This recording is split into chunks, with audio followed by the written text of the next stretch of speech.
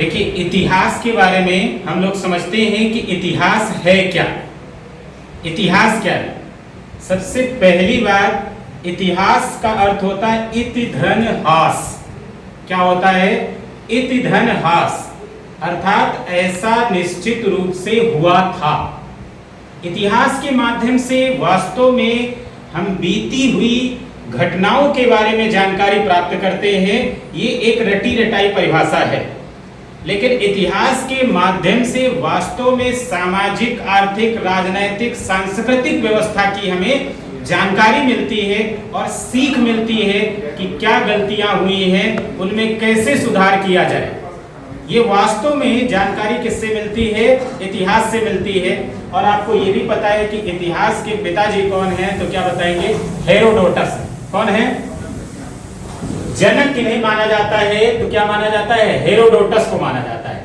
अब ध्यान दीजिएगा, जैसे हम इतिहास में देखेंगे तो आप लोग पढ़ते हैं प्राचीन काल, मध्यकाल, आधुनिक काल, ऐसा पढ़ते हैं। अब इतिहास को 3 भागों में डिवाइड कर दिया गया है। एक होता है प्रागैतिहासिक काल, दूसरा क्या होता है? आद्य ऐतिहासिक काल, और तीसरा क्या है? ऐतिहासिक काल। प्रागैतिहासिक काल का मतलब इतना होता है, ध्यान रखिएगा, कि जिसमें कोई लिखित साक्ष्य नहीं मिला। जिसमें कोई लिखित साक्ष्य नहीं मिला तो पढ़ा भी नहीं गया। जब कुछ लिखा ही नहीं गया तो पढ़ा कैसे जाएगा?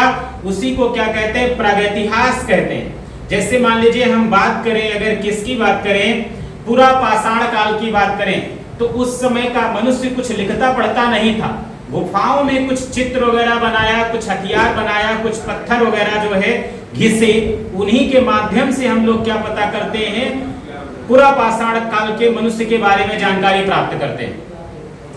आद्य इतिहास का मतलब याद रखिएगा कि आद्य इतिहास का मतलब है इस समय लिखा तो गया लेकिन पढ़ा नहीं गया।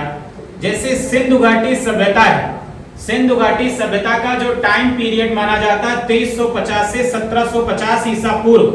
वास्तव में सिंधु घाटी सभ्यता देखा जाए नगरीय व्यवस्था है। भारत में सिंधु घाटी सभ्यता से पहले नगर की व्यवस्था नहीं थी। ध्यान रखिएगा, नगरीय सामाजिक व्यवस्था थी सिंधु घाटी सभ्यता में, और उसका टाइम पीरियड मैंने बताया 2350 से 1750 बीसी। तो सिंधु घाटी सभ्यता को आद्य इतिहास में ही रखा जाता है। क्यों रखा जाता है? क्योंकि सिंधु घाटी सभ्यता में लिखा तो गया है, लिपि तो है उन लोगों की, लेकिन पढ़ा नहीं गया। आज तक सिंधु घाटी सभ्यता की लिपि को कोई पढ़ नहीं पाया है ना? तो उसको किस में रखेंगे? आद्य इतिहास में रखेंगे। इतिहास का मतलब क्या होता है कि इस समय लिखा भी गया और पढ़ा भी गया। लिखा भी गया और पढ़ा भी गया, वो किस में आ जाएगा? इतिहास में आ जाएगा। अब देखिए, इतिहास जानने के स्रोत हैं। कैसे हम जाने अपने इतिहास को, अपने भारत के इतिहास को या विश्व के इतिहास को कैसे समझे, कैसे जाने? उसके जानने के मुख्य रूप से 2 ही स्रोत होते हैं। एक क्या हो जाएगा? साहित्यिक स्रोत होता है, जो साहित्य लिखा गया, और दूसरा क्या हो जाता है? पुरातात्विक स्रोत होता है। 2 प्रकार के स्रोत होते हैं, एक साहित्यिक स्रोत और दूसरा क्या हो जाएगा? पुरातात्विक स्रोत। अब देखिए, यहां पर हम बात किसकी करेंगे? साहित्यिक स्रोत की बात करेंगे।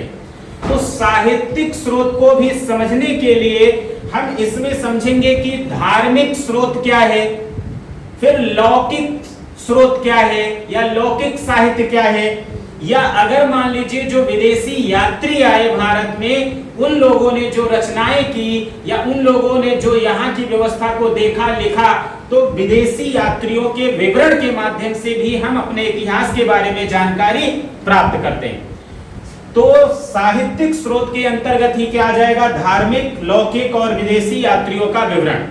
अब देखिए, धार्मिक स्रोत को समझने के लिए हमारे पास में क्या होता है कि देखिए, धार्मिक साहित्य, धार्मिक साहित्य को समझने के लिए भी क्या होता है कि इसमें वैदिक साहित्य और वैदिकोत्तर साहित्य है।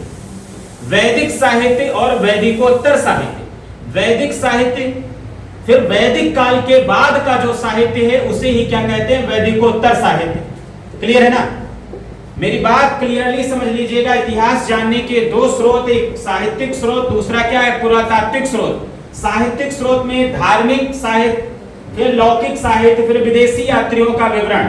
लौकिक साहित्य में याद रखिएगा कुछ रचनाएं की गई, जैसे पृथ्वीराज रासो, है ना, रामचरित, अष्टाध्यायी, मुद्रा राक्षस, अर्थशास्त्र, इस तरह की जो रचनाएं हैं उनके आधार पर हम लौकिक साहित्य को जानते हैं। विदेशी यात्रियों का विवरण के माध्यम से हम समझते हैं, जैसे चीनी यात्री आए, अरबी यात्री आए, यूनी यात्री आए, इन्होंने जो अपनी रचनाएं की, जो लिखा, उसके माध्यम से भी हम इतिहास को समझते हैं। धार्मिक साहित्य को भी दो भागों में डिवाइड करके हम लोग समझेंगे। एक हो जाएगा वैदिक साहित्य जो वैदिक काल से रिलेटेड है, और दूसरा हो जाएगा वैदिकोत्तर साहित्य। वैदिकोत्तर साहित्य में वास्तव में हम जैन धर्म और बौद्ध धर्म के साहित्य को पढ़ते हैं। अब देखिए, यहां पर मैंने दो चीजें आपको बता दी। एक सिंधु घाटी सभ्यता का याद रखिएगा टाइम पीरियड 2350 से 1750 बीसी नगरीय सभ्यता थी। इसे ताम्र पाषाण कालीन सभ्यता भी कहते हैं, है ना, सिंधु घाटी सभ्यता भी कहते हैं, प्रथम नगरीय क्रांति भी कहते हैं। ये चीज क्लियर रहिएगा। अब वैदिक काल की अगर हम बात करें तो वैदिक काल पूरी तरीके से ग्रामीण व्यवस्था थी, है ना, और वैदिक काल का टाइम पीरियड जो था वो 1500 बीसी से लेकर के 600 बीसी था। कितना था? 1500 बीसी से लेकर के 600 बीसी। वैदिक काल को भी दो भागों में डिवाइड किया गया। एक हो जाता है ऋग वैदिक काल, दूसरा हो जाता है उत्तर वैदिक काल।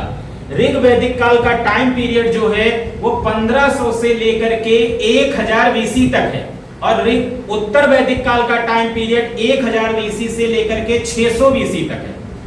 अगर हम उत्तर वैदिक काल और ऋग वैदिक काल में अंतर समझना चाहें तो बड़ी आसानी से समझ सकते हैं। एक तो टाइम का अंतर, ऋग वैदिक काल का टाइम पीरियड 1500 से 600, पूरे वैदिक काल का टाइम पीरियड 1500 से 600, ऋग वैदिक काल का टाइम पीरियड 1500 से 1000 बीसी, और उत्तर वैदिक काल का टाइम पीरियड 1000 से 600 बीसी।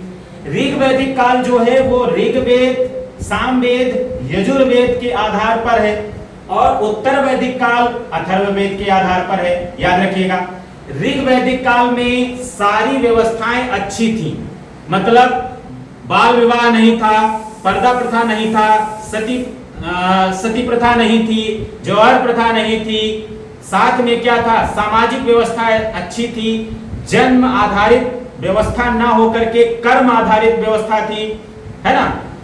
यही उत्तर वैदिक काल आते आते कर्मकांडीय व्यवस्था स्थापित हो गई, महिलाओं की स्थिति में गिरावट आ गई, सामाजिक व्यवस्था में 4 वर्ग ब्राह्मण, क्षत्रिय, वैश्य और शूद्र बना दिए गए, जन्म आधारित व्यवस्था बना दी गई, पर्दा प्रथा विद्यमान हो गई, महिलाओं को संपत्ति में अधिकार नहीं दिया गया, कर्मकांड ज्यादा मात्रा में व्याप्त हो गए, है ना, यज्ञ वगैरह किए जाने लगे। ये सब कहां हुआ? उत्तर वैदिक काल में हुआ।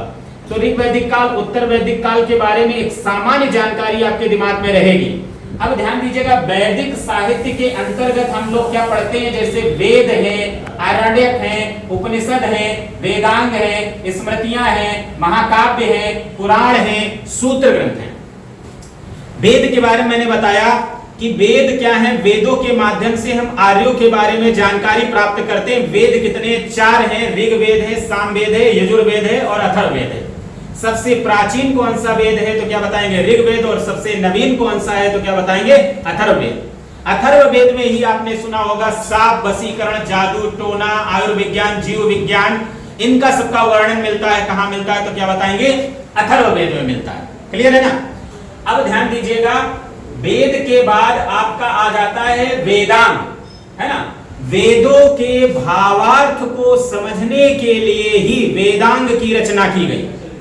वेदों के भावार्थ को समझने के लिए ही किसका रचना किया गया? वेदांग का। और ये वेदांग कितने 6 हैं। कौन कौन से हैं? शिक्षा, कल्प, निरुक्त, व्याकरण, छंद और ज्योतिष।